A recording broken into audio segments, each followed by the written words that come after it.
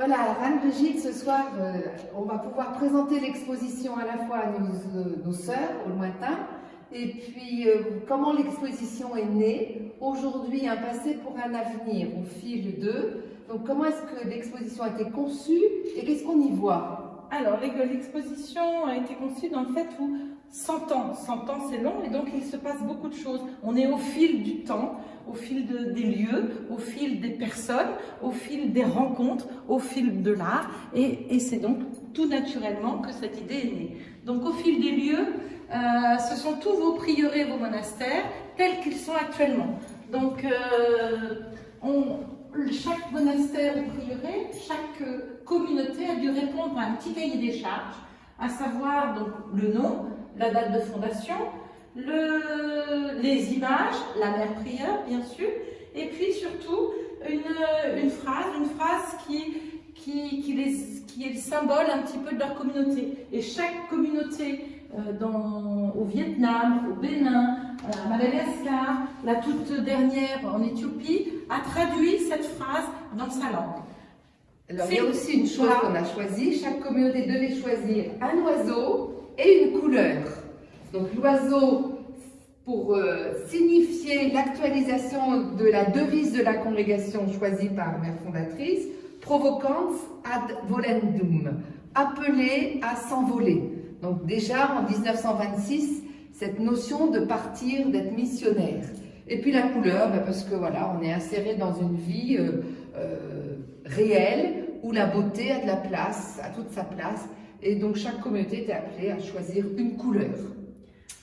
On remarquera donc qu'il y a 3 monastères en France. Il y en a 3 à Madagascar, 2 au Vietnam et bientôt un 3e, 1 au Bénin. Et puis aujourd'hui, on a un en Éthiopie qui est en train de naître et la congrégation de Jésus crucifié qui intègre notre congrégation avec un monastère en France, Brou, et un monastère au Japon. Voilà, donc on a tous ces panneaux qui nous font voyager depuis Vanves jusqu'au Japon.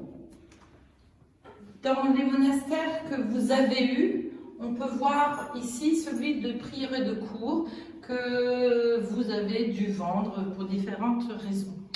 Au fil des rencontres, ça continue par rapport à des monastères où on voit beaucoup de monde dans vos sauterelles. La fraternité œcuménique des Toits en Suisse. Donc on a eu une belle expérience écuménique de sœurs qui ont vécu des diaconesses avec des sœurs démoniales de Vanves et de Martigny-Briand. Donc pareil, cette communauté est fermée faute de sœurs. Et puis toute la relation, les rencontres avec l'Alliance intermonastère qui est là depuis la fondation de l'Alliance intermonastère au monastère de Vanves, avec toutes les rencontres multiples et variées, les différents présidents. Voilà, donc l'AIM. Alors un point aussi important dans un monastère, c'est son rayonnement. Et son rayonnement se fait aussi grâce à vos oblats. Donc bien sûr, on ne pouvait pas oublier dans une exposition la rencontre avec vos oblats.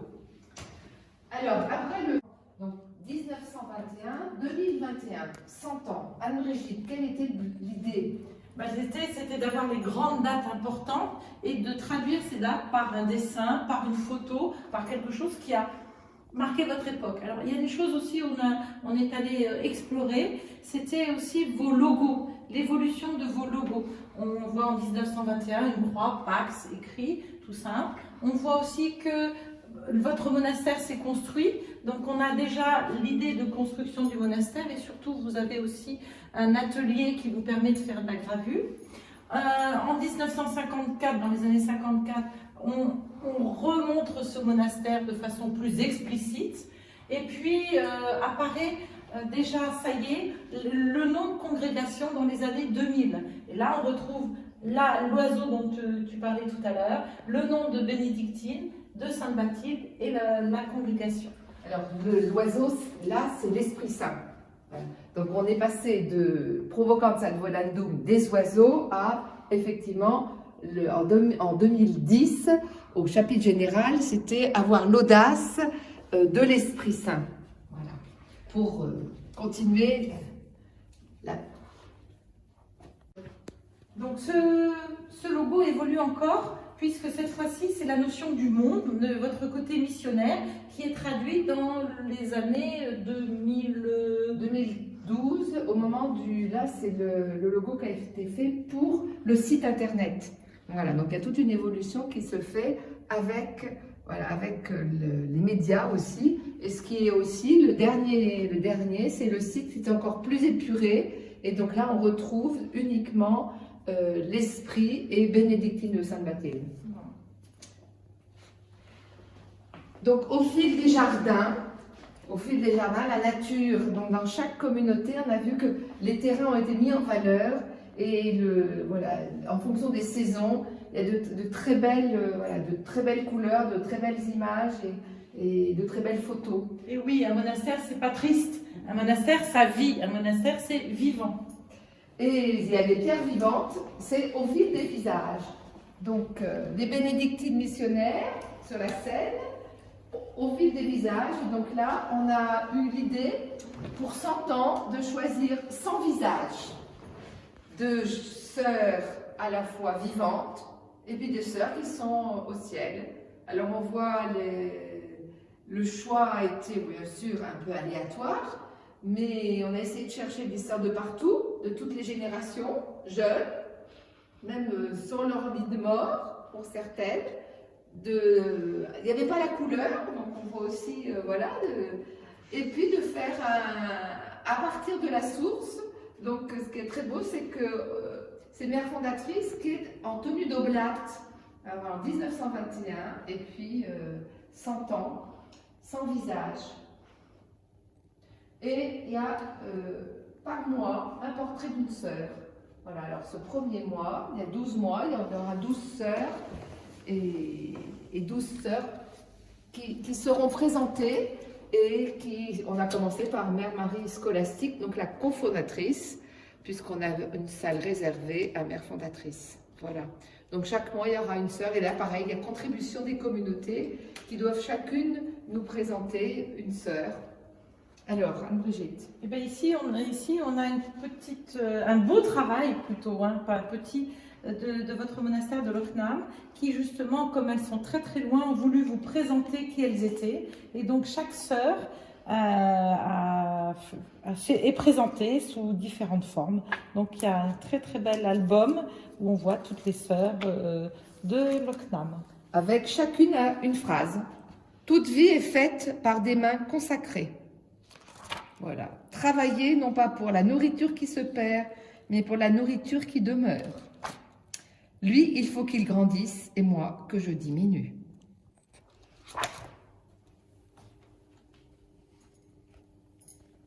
Je ne peux pas évidemment parler des 100 ans de votre congrégation sans évoquer le nom de Sainte Bathilde. Et puis le nom évidemment de Mère Bénédicte, qui est votre fondatrice. On va donc commencer par ce beau travail, plutôt pas petit, mais ce beau travail effectué sur Sœur Sainte Bathilde. Donc Sainte Bathilde, reine de France, choisie pour être patronne de la congrégation. Donc différentes représentations qui ont été collectionnées. La plus ancienne, une miniature, une petite peinture grande de 5 cm qui a été agrandie grâce aux ateliers à El Signalétique, et qui avait été faite pour l'anniversaire de Mère fondatrice. Et puis l'esquisse, le travail de préparation de la belle statue qui a été faite au monastère, donc tout le travail de préparation, les ébauches de Sainte Bathilde qui a été faite par Geneviève. Et la dernière née, c'est l'icône écrite par Sœur Renée, exprès pour notre année du centenaire. Alors on ne va pas oublier l'aquarelle de Sainte Bathilde, où pareil, on a toute la vie de Sainte Bathilde, la reine, et puis la moniale.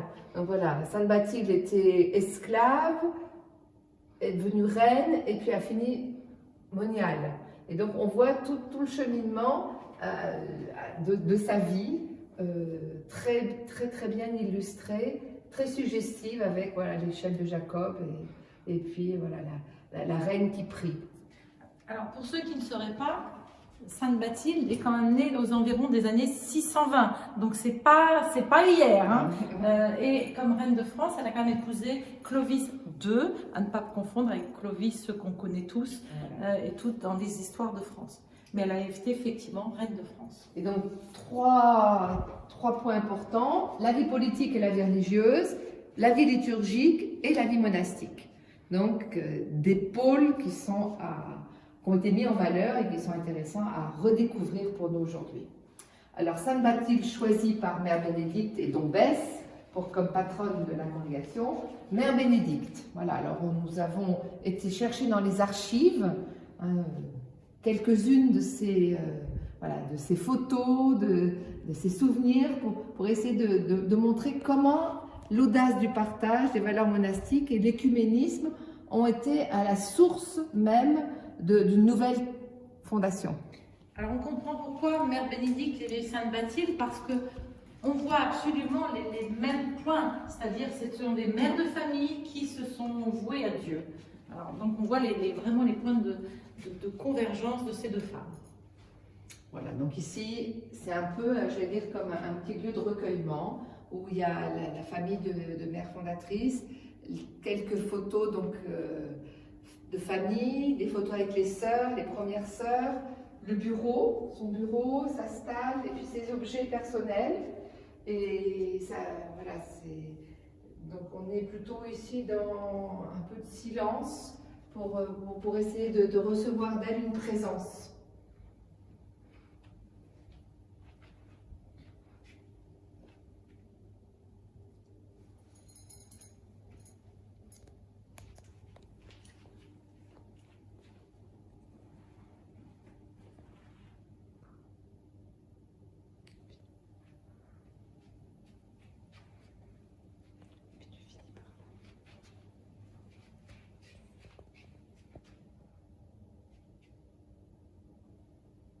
Alors, ora et labora.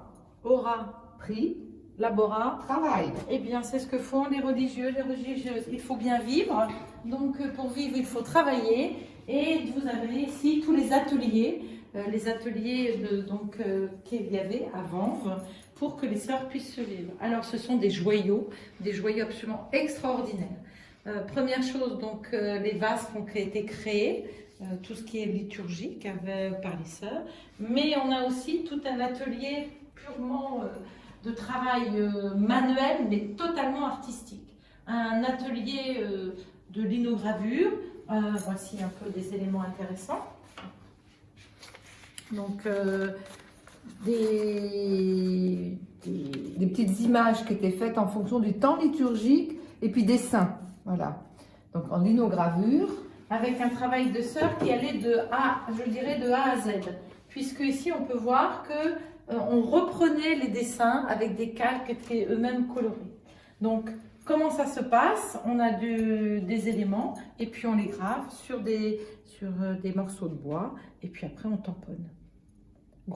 Un travail très important, travail de reliure aussi, très beau, des très très belles reliures, mais malheureusement ce travail-là est tombé un peu en désuétude à cause des nouvelles technologies.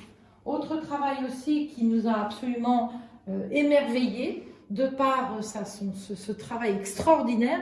Je vous rappelle, hein, la machine à coudre, c'est pas tout à fait ça, hein, et c'est pas les brodeuses. Les brodeuses étaient des vraies brodeuses à la main.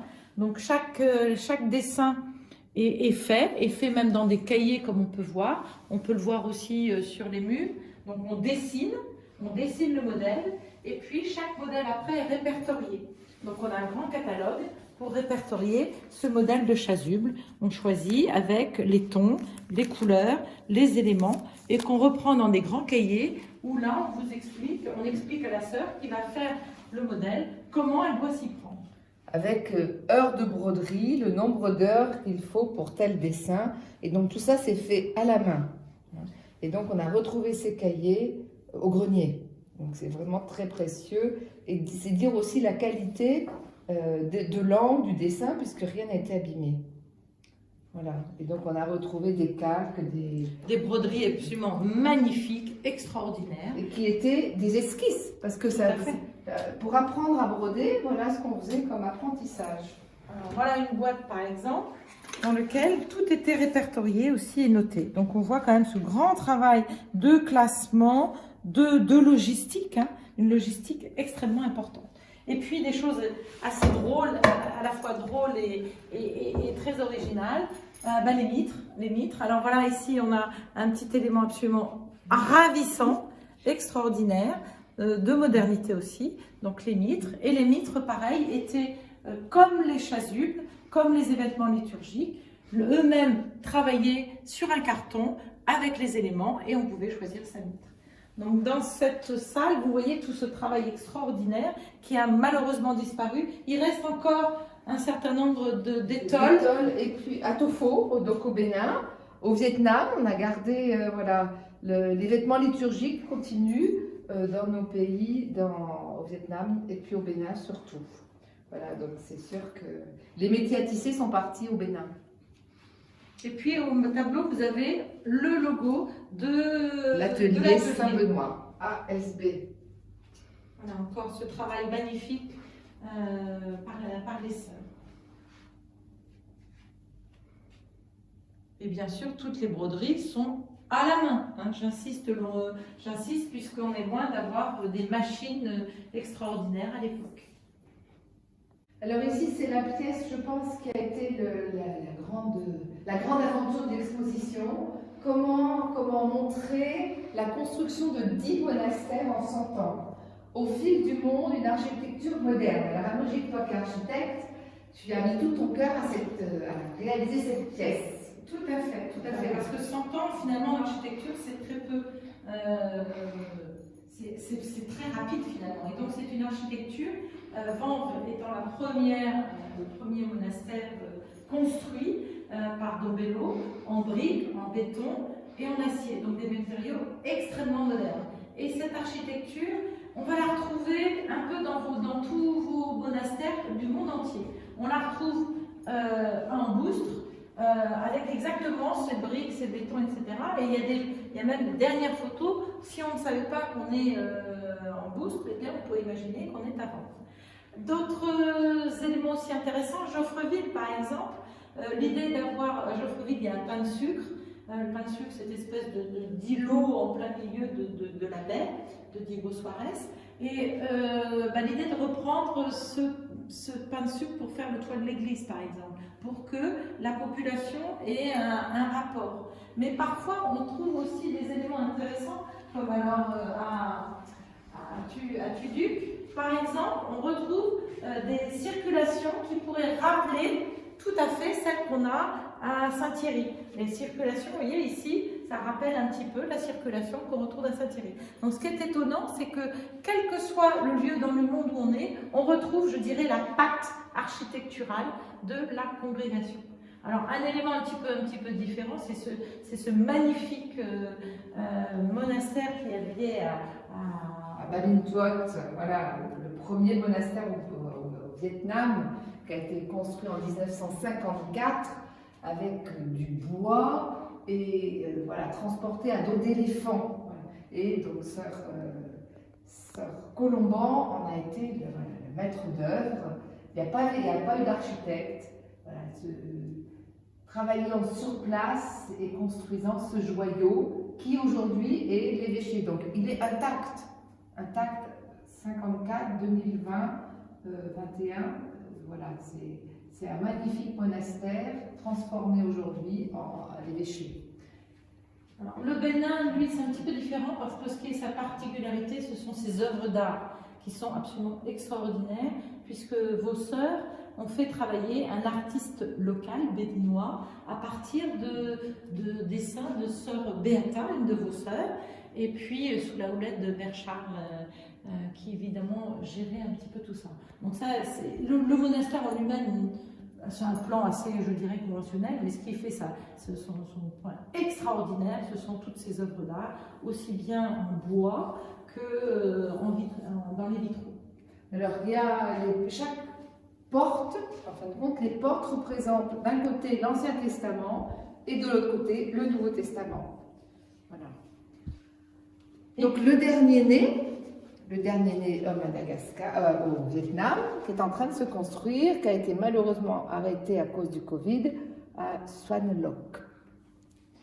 Alors évidemment, en Éthiopie, on est loin de la richesse architecturale, je dirais, de la France, où là, eh bien, on peut féliciter la sœur, parce qu'à Oleta, oui, à Oleta, c'est beaucoup plus compliqué. Et effectivement, là où pour nous c'est normal, par exemple des toilettes, pour eux c'est quelque chose d'extraordinaire.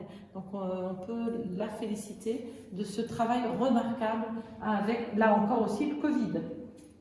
Et puis donc on a le monastère de Saint-Thierry et le monastère de Martinique qui sont en évolution perpétuelle, et il y a des travaux régulièrement pour adapter les bâtiments aux besoins, aux conditions de vie. Voilà, donc c'est des monastères qui évoluent, et chacun de nos monastères évolue, hein, que ce soit Mananzar, que ce soit Geoffreville, que ce soit Lochnam. Donc Lochnam, les prouesses techniques à Lochnam, hein, je pense que voilà, chaque monastère a sa petite touche, et je pense qu'on ne peut comprendre qu'en venant voir tous les détails. Tout à fait, tout à fait. Et toutes les photos, tous les éléments qu'on a là, ce sont évidemment des éléments réels. Il n'y a rien qui est de la science-fiction, je dirais. On a, et là, ce qui est aussi, quand on est dans la salle aussi, on est étonné aussi par les plans d'architectes extrêmement travaillés de Dombello, alors qu'on a un plan assez succinct pour Geoffreville, et puis des constructions qui sortent quand même malgré tout de terre. Et un petit dessin pour le Tuduc, sauver des eaux.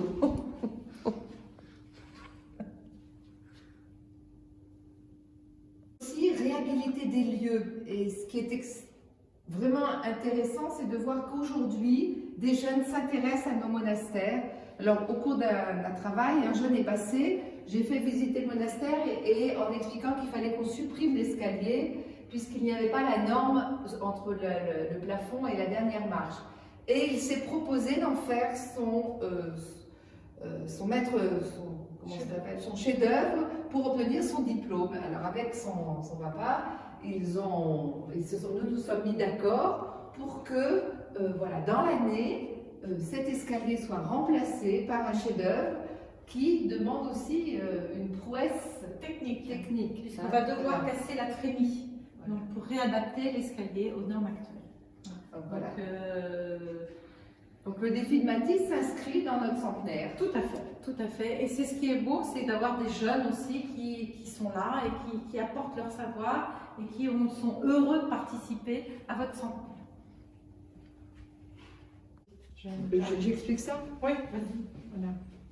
Au fil du temps, au fil des années, voilà, nous avons une congrégation qui évolue. Donc l'évolution des noms de 1921 à 1969, 6 noms, les chapitres généraux, tous les 7 ans, donc qui se sont vraiment déroulés, les supérieurs, voilà, donc supérieure générale au départ, puis présidente, on suit l'histoire, et puis donc les actes des chapitres généraux. Donc on passe ici, il y a une structure qui existe qui permet à la congrégation, voilà, de vivre comme congrégation et d'assurer, voilà, le gouvernement. Donc, et de ce couloir-là, on arrive au fil de l'art. Donc on y reviendra parce que le gouvernement, c'est Mère Bénédicte, première supérieure générale, et nous allons à la crypte, ça première. Vous voyez, en télévision, voilà. Les sœurs.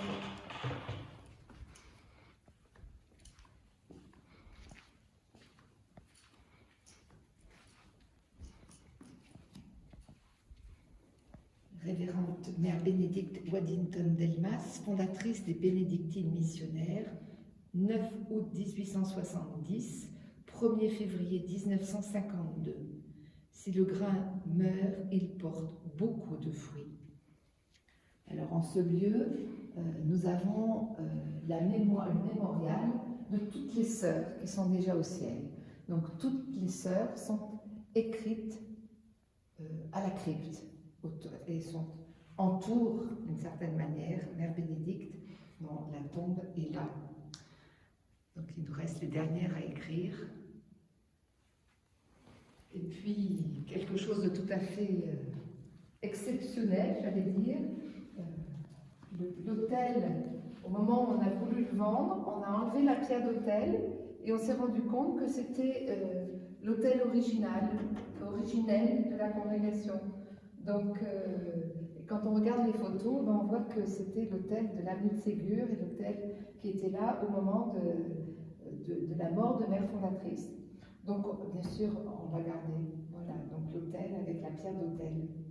Donc, ce lieu est un lieu où on aime bien venir se recueillir et puis voilà, prendre le temps d'un moment de rencontre et de communion avec le Seigneur, bien sûr, et puis avec le ciel, nos sœurs du ciel, comme nos sœurs de la terre.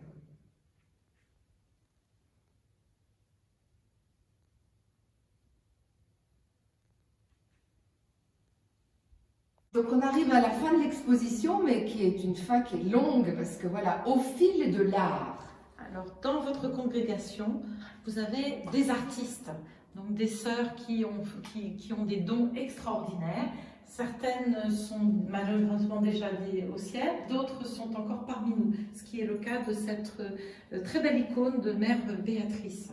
Alors que de l'autre côté, nous avons une gravure, enfin un dessin de Sœur Marie Boniface qui n'est malheureusement plus là. Le mobilier aussi fait partie de l'art, puisqu'il a été dessiné et fabriqué lors de la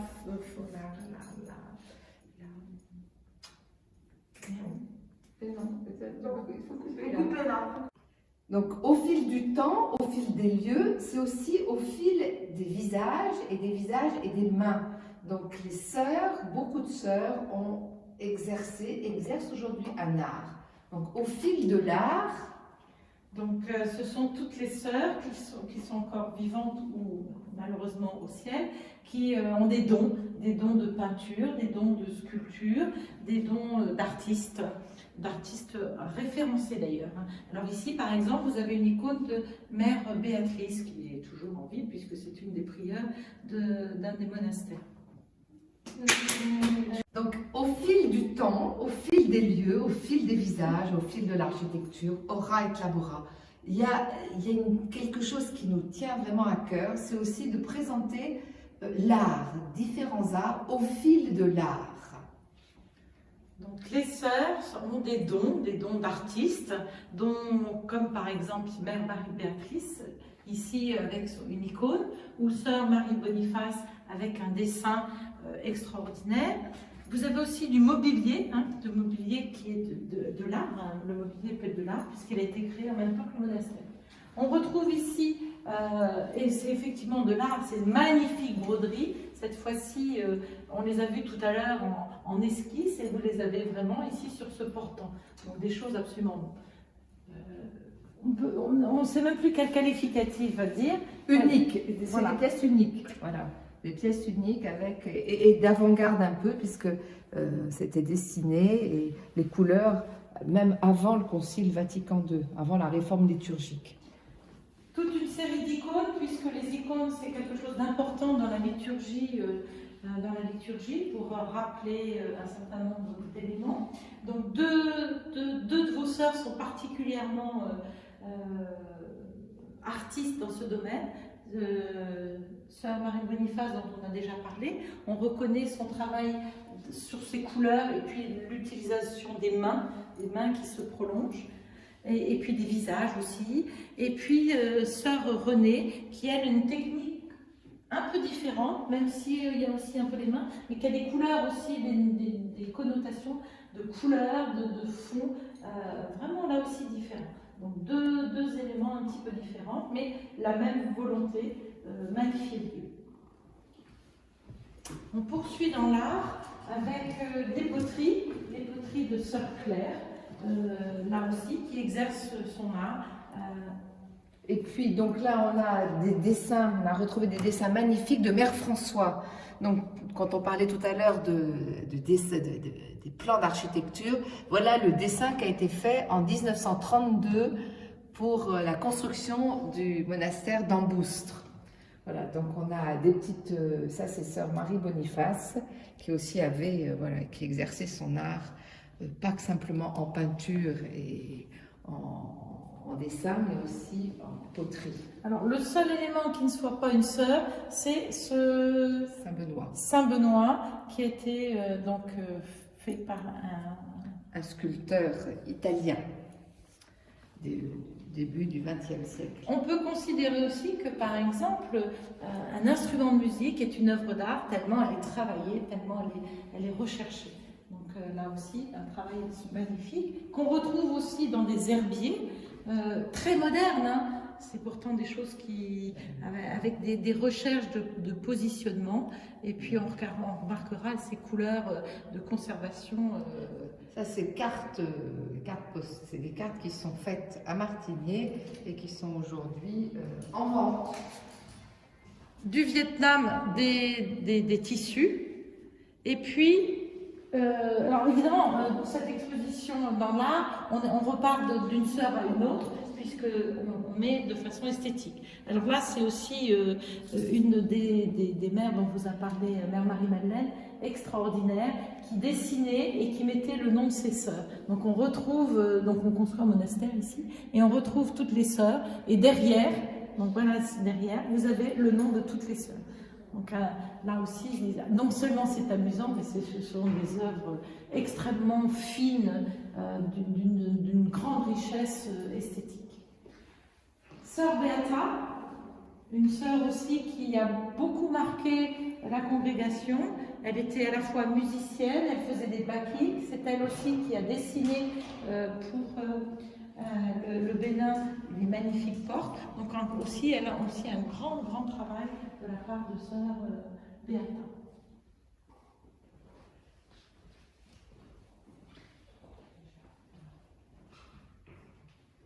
Travail aussi de bois, de bois sculpté dans la masse.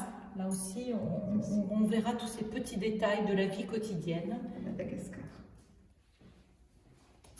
Donc là, on voit, si on fait le saut, une autre peinture de Mère François, justement de Madagascar, avec le dessin des 3 monastères et la précision de tous les personnages et de toutes des gestes. Voilà, donc on a une magnifique peinture sur du papier malgache. Et puis, ces esquisses de travail, on appelle ça à l'école des Beaux-Arts, c'est des esquisses donc par Sœur Bernard, qui a fait les Beaux-Arts en 1924, on voit les dessins, et qui, grâce à ce travail-là, a pu dessiner tous les ornements. Donc les vêtements liturgiques, voilà. Et on marquera l'état de conservation de ces peintures qui ont gardé toute leur fraîcheur et tout leur éclat. Et puis voilà, il y a les photos, les visages de nos artistes, de celles qu'on a représentées, parce qu'on n'a pas pu avoir nos sœurs du Madagascar, nos sœurs du Vietnam, nos sœurs du Bénin. On a les sœurs qui sont en France, là. Voilà, donc sœurs...